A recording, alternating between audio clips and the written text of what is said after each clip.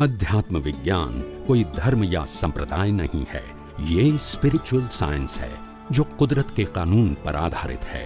ये विज्ञान पूरे ब्रह्मांड के सभी रहस्यों को उजागर करता है और जीवन के सभी पहलुओं को समझने के लिए एक नई दृष्टि देता है। इसी को आर्ट ऑफ विजन कहते हैं, दुनिया को देखने की एक नई दृष्टि, जो अध्यात्म विज्ञानी परम पूज्य स्वामी श्री कमलेशानंद जी के निर्देशन में सनातन सत्य का अनुसंधान कर हमारे जीवन को प्रकाशित करे। जय सच्चिदानंद।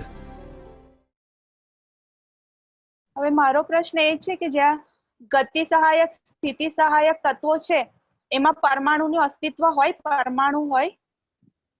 ગતિ સહાયક અને સ્થિતિ સહાયક હોય તો આપણે ગતિ શબ્દ કોને લાગુ પડે, સ્થિતિ શબ્દ કોને લાગુ પડે? જડ ના હોય તો પછી કેવી રીતે લાગુ પડે? હા, એટલે ગતિ સહાયક તત્વ પણ ગતિ કરે કોને? એટલે તત્વ જે છે એ તત્વ લાગુ કોને પડે? તો કે જડની અવસ્થાઓને. બરાબર. આપણે આત્મા એટલે ચેતન અને જડની વાત કરી, એમાં ચેતનને તો બાકીના તત્વો અસર કરતા નથી, પણ કે જડ છે અને જડની અવસ્થા છે એને બાકીના ચાર તત્વો ગતિ સહાયક, સ્થિતિ સહાયક, સમય અને સ્પેસ લાગુ પડે છે. બરાબર છે. અવસ્થા રૂપે, એવા રૂપે અવસ્થા રૂપે. તત્વ પોતે પરમેનન્ટ છે, પણ અવસ્થા જે ટેમ્પરરી ઉભી થઈ એમાં આ ચાર તત્વો એને સહાયક થાય છે. અને જે જળ તત્વ છે એ જળ તત્વને પોતે રૂપ, રસ, ગંધ, સ્પર્શ અને આકારથી જગતના લોકો ઓળખે છે. એ જે જળ પદાર્થની અવસ્થા છે એને ગતિ સહાયક, સ્થિતિ સહાયક, સમય અને સ્પેસ આ ચાર તત્વો અવસ્થા રૂપે લાગુ પડે છે, જેના આધારે અવસ્થાનું આઈડેન્ટિફિકેશન થાય છે. બરાબર છે. પણ જેમ જળ આપણું જેમ બોડી છે એ જળ તત્વનો સમૂહ છે. હવે એ બોડીને ગતિ સહાયક તત્વ લાગુ પડે, એ બોડીને સ્થિતિ સહાયક તત્વ લાગુ પડે, એ બોડીને ટાઈમ તત્વ લાગુ પડે અને એ બોડીને સ્પેસ જોઈએ. બરાબર છે. Now you understand? જેમ આપણે શરીરની વાત કરી એમ શરીરની બધી અવસ્થાઓને આ ચારે ચાર પ્રકારના તત્વોની જરૂર પડે. હવે બોલો આગળ. હવે જે આ બોડી છે, ધારો કે જળ તત્વ, એનું નાનામાં નાનું જે કહીએ તો પરમાણુ છે. જેમ પરમાણુ ભેગા થઈને અણુ બને ને અણુ ભેગું થઈ અને જળ તત્વ બને ને શરીર બને, એ રીતે જે સહાયક બીજા ચાર તત્વો છે એમાં પરમાણુનું અસ્તિત્વ ખરું? ખરું, પણ શક્તિ રૂપે છે. જળ તત્વ સિવાયના બધા છે ને શક્તિ રૂપે છે. જળ છે ને એ સ્થૂળ રૂપે દેખાય છે, પેલું શક્તિ રૂપે કામ કરે છે. શક્તિ કોને કહેવાય? હું તમને દાખલો આપું એટલે તમને ખ્યાલ આવે. આપણે કોઈને આપણે એમ કહીએ કે તારું મૃત્યુ થઈ જવાનું છે કાલે, તો એને ભય લાગે છે. હવે દેખાય છે ના, તો પછી કયા આધારે કામ કરે છે? અંદર પરમાણુઓ ચેન્જ થાય છે. પરમાણુમાં કઈ થતું નથી, તમારા વાણીની એને સાયકોલોજી ઇફેક્ટ થઈ. એટલે તમારી વાણી શક્તિ રૂપે કામ કરી, શબ્દ રૂપે નહીં, શક્તિ રૂપે. હવે તમારા ગયા પછી કોઈ બીજું મળ્યું હોય ને સાધુ સંત સંન્યાસી, અને એને કીધું કે તું તો 100 વર્ષ જીવવાનું છું, પાછું તમારા શબ્દોની અસર જતી રહી પાછી. બરાબર. એટલે આ તો શક્તિ કોને કહેવાય એનું ખાલી તમને આઈડેન્ટિફિકેશન આપું છું. શક્તિ ઇઝ ઇક્વલ ટુ માનસિક સાયકોલોજી અને real Shakti is equal to શાશ્વત તત્વ.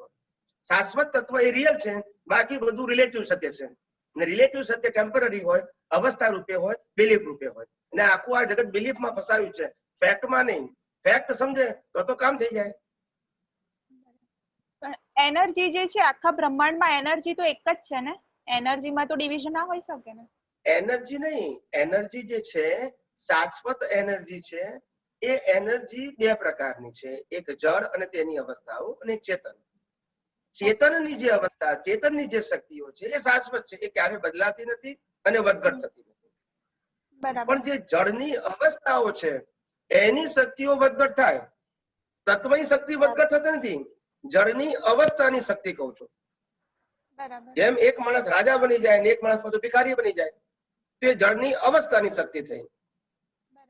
સમજાયું? આજે તમારું મનોબળ સ્ટ્રોંગ હોય, કાલે કોઈ સંજોગ આવે તો ડિપ્રેશન આવી જાય. એટલે અવસ્થાની શક્તિ હંમેશા ટેમ્પરરી હોય, એ અવસ્થા પૂરતી હોય અને એ મનના લેવલે છે, સાયકોલોજી. અને આત્માની શક્તિ છે શાશ્વત છે, પણ આ જગતની અંદર જ્યાં સુધી તમને રિલેટિવ સત્યમાં રસ છે, રિલેટિવ સત્યની વેલ્યુ છે, રિલેટિવ સત્યમાં ઇન્ટરેસ્ટ છે, ત્યાં સુધી રિલેટિવ સત્યની અસરોથી મુક્ત થવું આસાન નથી. અને માટે એનાથી મુક્ત થવા માટેનો આપણે સરળ રસ્તો બતાવ્યો કે તમે 6 તત્વને ઓળખો, એટલે કે કુદરતને ઓળખો, કુદરતના કાનૂનને ઓળખો અને મન વચન કાયાની અવસ્થા માત્ર કુદરતી રચના છે તે જાણો, તો ધીમે ધીમે રિલેટિવ સત્યની અસરોની સાયકોલોજીમાંથી તમે મુક્ત થઈ જશો. સ્વામીજી, હું પરમાણુના લેવલે સમજવા માંગુ છું કે સપોઝ કે આપણે આપણા આત્મા પદમાં જ્યારે રહીએ છીએ, છૂટાપણું છે ત્યારે કોઈ પરમાણુ ચાર્જ થતું નથી, અંદર બધું ન્યુટ્રલ ડિસ્ચાર્જ જ થઈ જાય છે.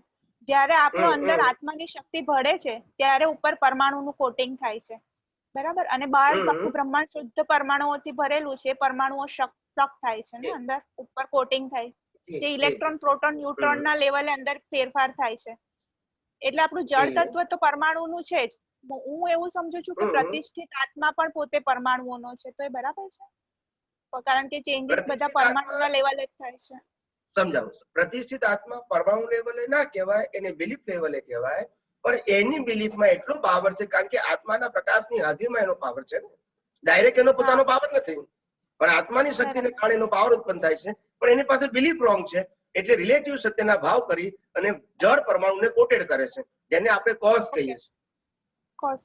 એટલે એને પરમાણુ ના કહેવાય, પણ એ પરમાણુને ચાર્જ કરે છે ખરું, એમ કહેવાય. શું કહેવાય? પોતાની બિલીફ થી. એ પરમાણુ ચાર્જ થયો એટલે કોઝ ઉત્પન્ન થઈ ગયો.